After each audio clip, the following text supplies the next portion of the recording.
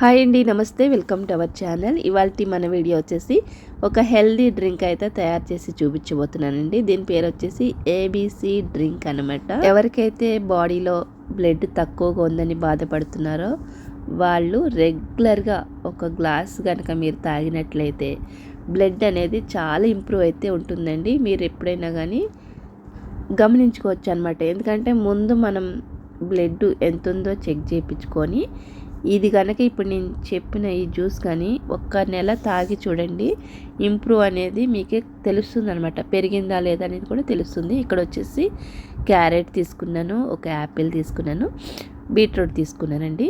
ఇంకా ఇది ఇంతే క్వాంటిటీ వేయాలని ఏం లేదండి.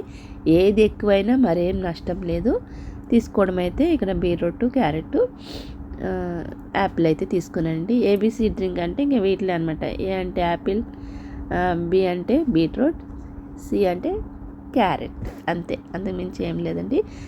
ఇప్పుడైతే వీటిపైన ఉన్న పొట్టు తీసేసి బీట్రూట్కి ఒకటే తీసుకోండి, ఇంకా క్యారెట్కి అవసరం లేదు. యాపిల్ కూడా పైన పొట్టు తీయకలదు.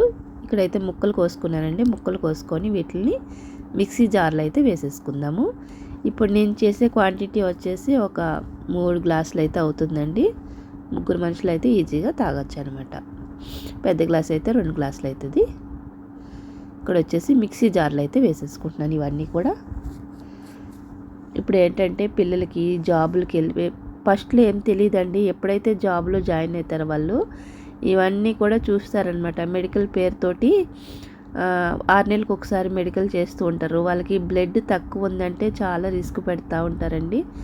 అందుకనేసి ఇప్పుడు బాగా మనకేంటంటే 9.5 కంటే కూడా ఎక్కువ ఉండాలన్నమాట. 11, 12 అలా అంత ఉండాలన్నమాట. ఇప్పుడైతే ముక్కలన్నీ వేసేసుకున్న తర్వాత కొంచెం వాటర్ కూడా వేసేసుకుంటున్నానండి. లేదంటే ముక్కలు అనేది నలగవు అనమాట. ఉత్తి ముక్కలు వేసేసి తిప్పితే మిక్సీ అనేది తిరగదు. అందుకనేసి వాటర్ కూడా వేసేసుకోండి. ఐస్ ముక్కలు వేసుకునే వాళ్ళు ఐస్ ముక్కలు కూడా వేసుకోవచ్చు.